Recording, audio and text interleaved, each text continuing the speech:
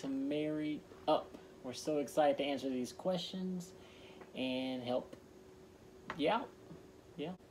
So, if you didn't catch our episode last week, Married Up is Patrick and I's marriage ministry that we've started that God just placed on our hearts, that we just want to take what we've learned so far in our marriage and be able to share that with the people around us. And we want to pull from other older, wiser couples who have been married much longer than us and share their wisdom with you. And so we're just really excited about this. But last week we asked, why are you staring at me?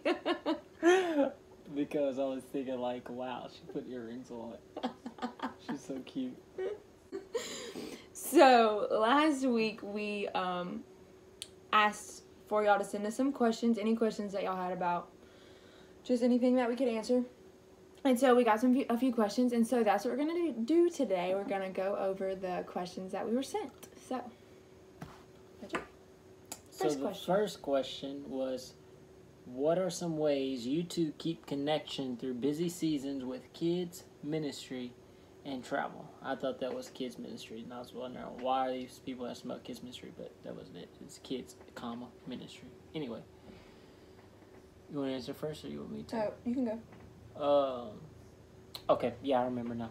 One of the things that, for me personally, one of the things that I do is make sure I prioritize them. So whether really any season that we're in, whether it's super busy or it's not super busy, one of the things that I make sure is that I prioritize them, and that looks like when I come home, focusing on them. And then there's even been sometimes where, like, I'll sit in the car right when I get home from work or whatever, and I just sit and I'll just kind of talk to myself, and I'll be like, okay, I'm kind of irritable, I'm kind of tired, but when I go in, I'm here to serve my family. I'm here to love my family. So that's one of the ways. And then another way is I really rely on the Holy Spirit in this area, just like any area, but really in this area, because I never want to get to the point where I idolize my family above Him, or above what He wants to do, like specifically whether it's hang out with certain friends or whatever the case might be. So I really pay attention to the Holy Spirit, and especially with just cultivating Allie and I's relationship. I remember one time I was coming from Lake Charles, I think, and the Holy Spirit said, "Stop by Kroger's, get Allie some flowers." I was like, oh, "Okay." She always let the flowers die, but I'll get them. So got them, and then got home, and she was like, "Oh, how did you know I wanted flowers? Or I was just thinking about that," or something like that. So the Holy Spirit made me look really good, like he always does when I listen to Him in that situation. But that's just little ways on how to. I pay attention to the Holy Spirit for cultivating that connection with Allie and the kids and things like that. Yeah, and so for me, my answer would be the best way to stay connected through those busy seasons, which we have so many of, because Patrick does travel to other countries a lot, and like just this past August, we were very busy, but I mean he was out of town 2 out of 4 weeks, and then the time that he was here was super busy, and so the way I feel like we do best keeping connected is just being intentional with any time that we do have to, like, for example, if he's in a different country, just to be very intentional with the times that we do have to connect as a family on FaceTime, even if that's all we get is a few minutes on FaceTime each day, or whatever that looks like, and whatever the season is, just being intentional with the time that you have together to make sure that you stay connected. So, our next question is, how do you navigate being upset or angry with each other? Which is a fantastic question, and actually probably something we will spend a whole episode on later down the road. But so I'll start with this one, because me and Patrick fully believe in the don't go to bed angry thing, and there was a time on Facebook, because advice gets spread on Facebook all the time, and, you know, like a quote or something that people just like cling on to because it sounds great. But there was this article going around of this girl that was like, no, you want real marriage advice? You're gonna go to bed at each other angry. Like, you're gonna kick your spouse to the couch, and that stuff's gonna happen. And I think her point was good. Her overall point was good. But I completely disagree that, I mean, we've almost been married for 6 years, and we fully stand on don't go to bed. There are times I have woken him up because he didn't even know I was upset and went to sleep, and I was like, I can't go to sleep until you wake up and talk to me about this. And so never going to sleep angry is definitely, I think, a priority, because there is no way for bitterness to build up if you are dealing with whatever you're angry about literally every single day that it comes. It can't build up that way. So that's the first thing. Yeah. Another one, and this is, I guess I'll touch on it some, but being aware of each other's emotions. So whether that's like, you know that your spouse that he or she's had a difficult day, or maybe just like a long day, just being aware and taking into consideration when you're communicating, or that maybe also being aware of like your own emotions. And really realizing that, okay, like I'm irritable right now, or I'm short, or this thing just stay on my head, or whatever the case might be, and that really goes back to like being emotionally healthy. Because I know for me personally, like one of the things like I take into consideration a lot are my emotions, or like why am I feeling this way, or what's going on, or what the case might be, and really just kind of really be aware of that. And like I wasn't always like that. I remember like I used to always get angry like when I was younger, and things like that, or I was always sad or always depressed. So sometimes it takes, and we'll talk about this in the later on in the episode where we focus completely like on just emotional health, but really knowing like being aware of like kind of the baggage that you bring into a marriage. And I think this is specifically for if you're not in a relationship yet, is really taking that time to just get healed up, because life can sometimes hit you in the face, and it really, you know, could damage you, or bend you, or just throw mud on your lens, so to speak, with dealing with people. So really taking that time as single, and then if you're married, taking time just with each other and alone to process why do you feel the way that you feel, negative, positive, whatever the case might be, but really being aware of each other's emotions is one of the ways that we navigate being upset, and me personally navigate being upset or angry with each other. Yeah, like there have been times when Patrick has gotten home from work, and it's just, you can tell when your spouse gets home and they are just not their normal, like something is off and they're clearly irritable, or like they just haven't been able to like turn their brain from work to home mode yet. And so there have been multiple times that I handled that wrongly and just was like, what is your deal? Like you need to whatever, like completely just took it the wrong direction. And then that's when I tased her. And there are other times there are other times when he's gotten home and I can clearly tell he's irritable, and I can just say, I just want you to sit on the couch and breathe. Just take 3 deep breaths. Or like, what do you need? Tell me what you need. Do you need to go take a bath real quick? Do you need to go back in the car for a few minutes? Like, just tell me what you need so that we can get you past this, so that we can be like, this doesn't set the atmosphere for the rest of our evening type thing. So just being aware of each other's emotions so that it doesn't blow up and turn into this big blown up thing of it just turns into that so easily. But then my other thing about how we handle anger with each other is knowing how the other person processes their anger, which was really difficult for Patrick to learn.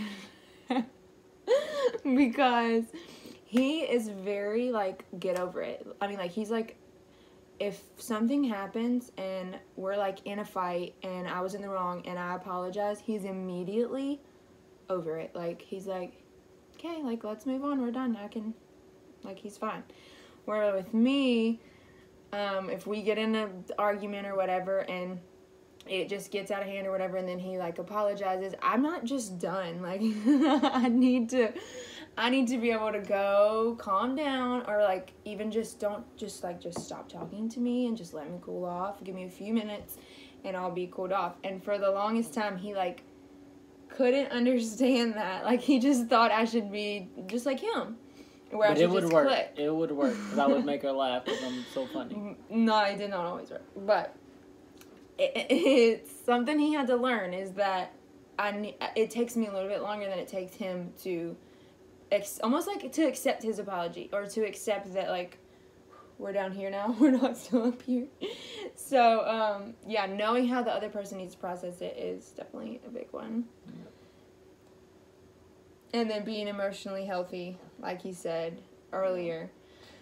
One of the things with that, and like we said earlier, we'll probably spend a whole episode on just this one topic. Mm-hmm. But one of just the things that happens that you could bring into a relationship that you don't know is there, is unforgiveness, or just bitterness towards somebody, or bitterness towards maybe somebody that you were in a past relationship with, or whatever the case might be, just because they hurt you or whatever. And it's really that's one of the ways that you could kind of gear your emotional health.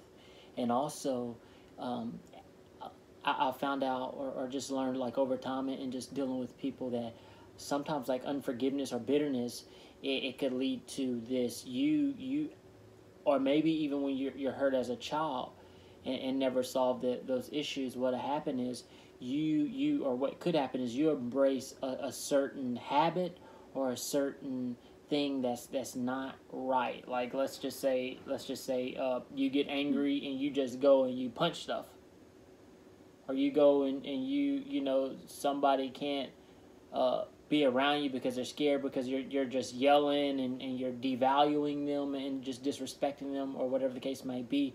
And, like, you might think, like, oh, this is just who I am. So really not accepting that as part of who you are. So realize that you're healthy, that you're peaceful, that you're joyful, that you're in control, and really embracing that. And if you do have that problem, like, it's you have the solution, like, you're able to fix it. It might be a process, but, like, just through the process, whether it's you and your spouse or you by yourself, whatever the case might be, taking intentional steps in order to resolve that. Yeah, and just back to being emotionally healthy is, I've had to learn so much of that through this marriage, because for me, it was very normal to just scream and name call. That was, like, totally my normal, because I grew up with brothers. That was just kind of like that was the way things were in our house. That was, like, the culture, was when you argue, you just scream at each other, you call names, like, oh my gosh, are you stupid, are you whatever. Like, that was so hard for me to break. But because I was able to realize it as an issue, instead of just saying, well, this is how I was raised, this is who I am, this is who you married, so you're just going to have to learn to deal with it. I was able to say, this isn't right, because he would call it out all the time, like, why are you screaming, and, like, why are you calling me those things, and stuff like that. And I was able to say, you're right, like, that is not respect, that is not honor, that is not who I am. And so, regardless of how I was raised, or regardless of what was my normal, I had to relearn how to be angry, because anger is not really something you can avoid your entire life. But so just definitely just never being okay with anger issues, and just accepting that as well, this is who I am and this is how I deal with it. And just learning how to manage your anger. So, but Readjust. we really have so much more we would love to say on this. We've talked about this specific topic so much and have learned so much about this topic. And so we will definitely be back to this in a future episode. So our third question is, what are some practical ways that you can help your marriage continue to thrive after having kids? One of the things that I put was being intentional in pursuing your spouse in the small things. So, for example, let's say Allie likes coffee. I really like coffee, but let's just say making coffee every morning.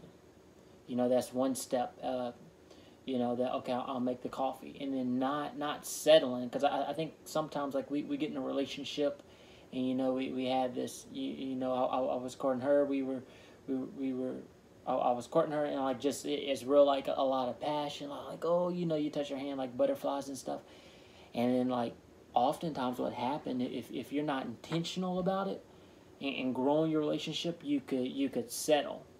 And like it just seems like dry, or whatever the case might be. So one thing in being intentional in small things and pursuing your spouse, what happens is you grow. And like we know just from looking at nature that anything that doesn't grow is dead or is dying.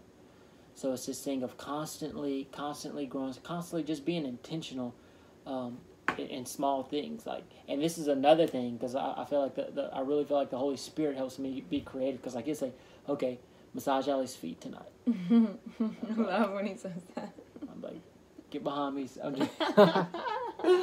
But like just things like that, and really, really just being intentional.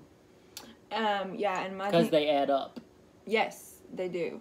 Small thing. I mean, after having kids, everything is definitely very different from when you don't have kids. Before you have kids, it is much easier to just, for your marriage to thrive, because kids change the whole atmosphere of everything. Like your whole lifestyle changes after you have a kid. And so, my answer to that was taking advantage of all the even the little moments, like the 30 minutes while your kids happen to be asleep and you guys are both home and in the living room and can just spend that time intentionally being together. Or, like, for example, me and Patrick are not really fantastic at date nights. We're not. And that's not something I'm, like, super proud of, because I think date nights are fantastic and should be prioritized. But I think the reason our marriage is able to thrive, even though we aren't fantastic at date nights, is because we take advantage of so many like at home dates, like where we're just spending time together. Date night every night. Yeah.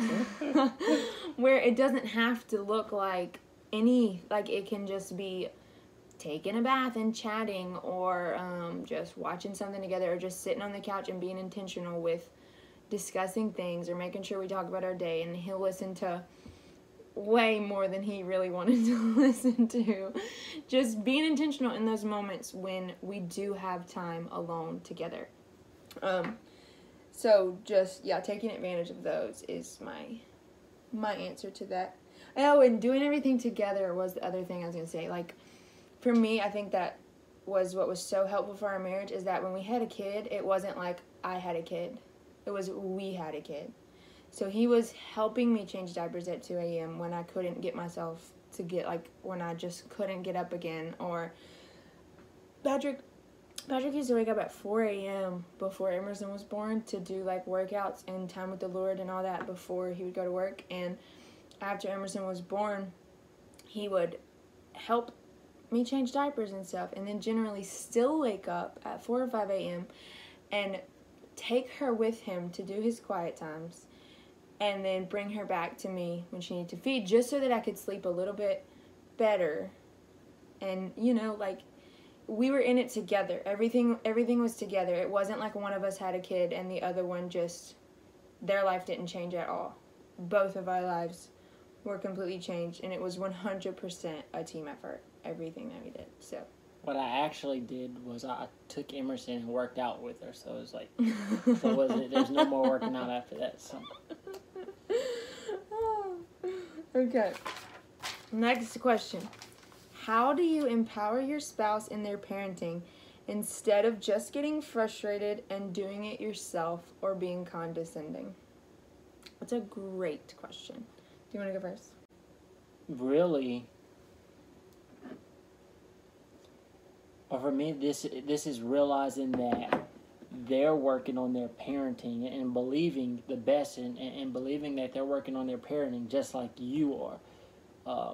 So really showing grace, because the truth is, even the most perfect parent, like their kids, which is God, Adam and Eve still disobeyed. So it's like he was the perfect father. He is the perfect father, and like they still disobeyed. So really giving yourself grace, just to grow, and that's all I'll say. My answer to that was just being able to discuss it with them later on. So like there have been times you have to talk about it. You have to talk about it. Me and Patrick literally just today sat down and I said, okay, this seems different with you and the kids lately, and I feel like it's really affecting things. And he was like, yeah, you're right, and I feel like this is different with you.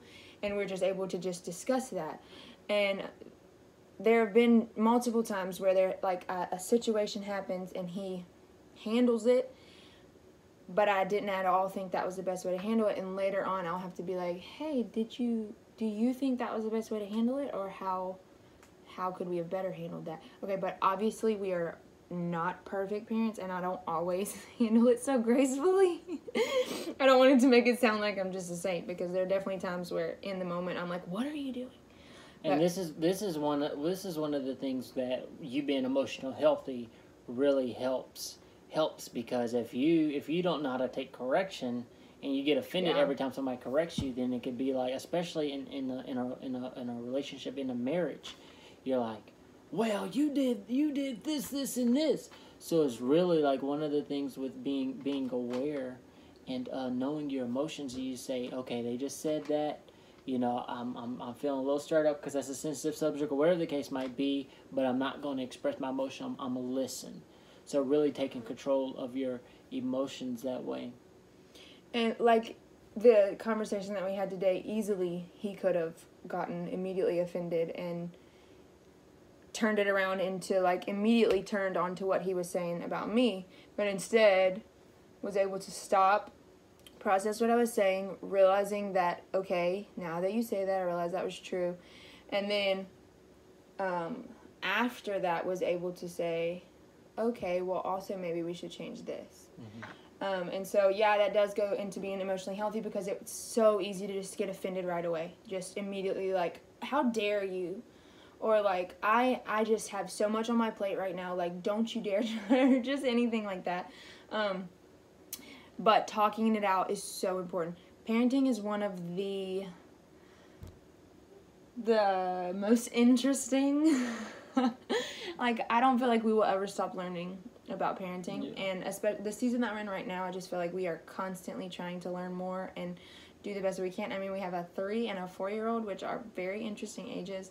And so we are just trying our best to make sure that we are parenting with love and grace and discipline in the right ways. And so I really don't think we'll ever stop learning about parenting. And so, and that's one of the things. Oh, I'm sorry. I was just gonna say, we have to be able to talk about it with each other. Yeah, one of the things that just showing yourself grace and giving yourself grace is that you might not be the best parent, but your decision to want to be a better parent makes you great.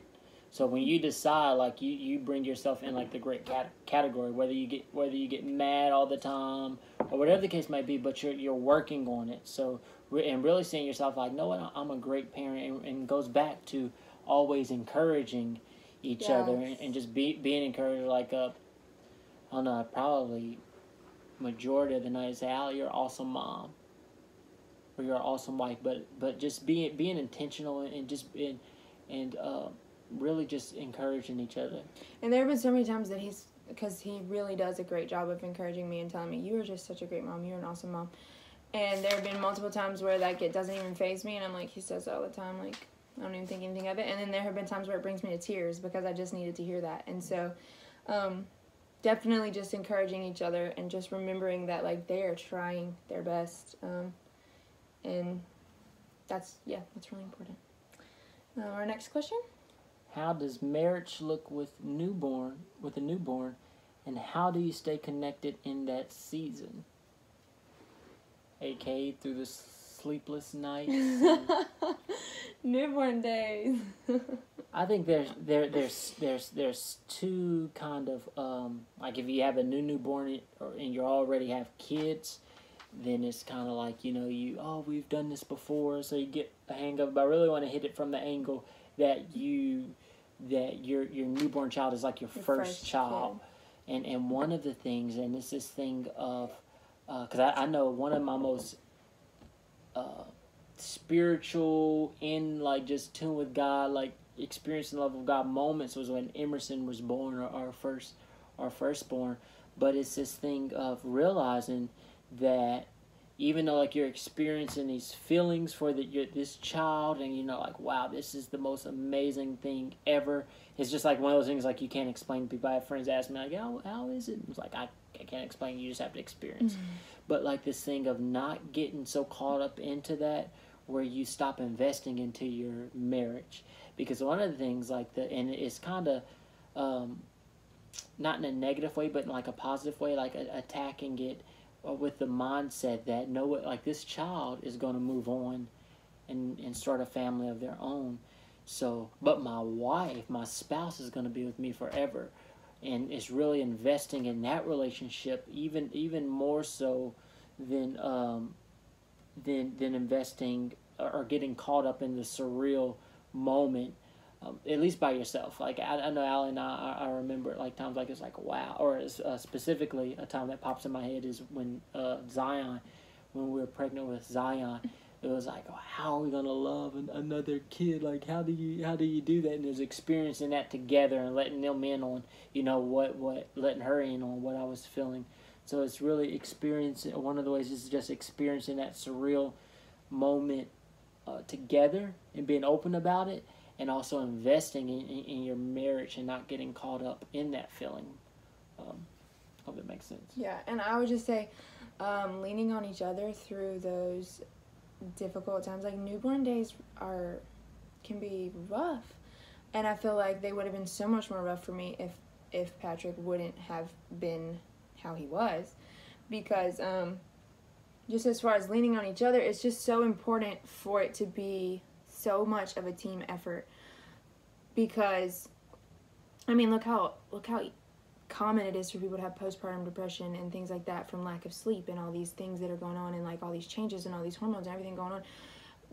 Not saying that if you have postpartum depression your spouse isn't helping you. I'm just saying it would be helpful for things like that when you can lean on each other, and like when he can say, yes, I have a job, and yes, I'm going to be tired if I get up and help, or if I'm whatever, but she needs me, she needs help.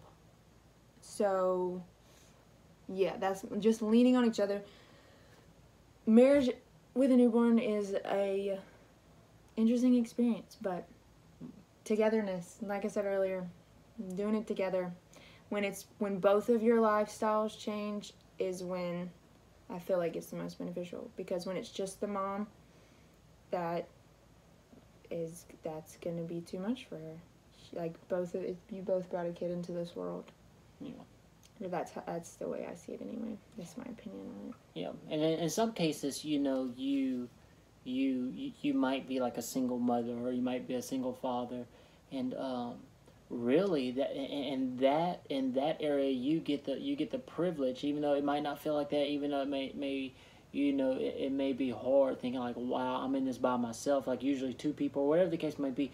You really get to the chance to lean on God and depend on God to help fulfill that role for you as another person. So really, like if you're in that situation, then really lean on that relationship with Him to help you have the strength and help you have the clarity of what you need to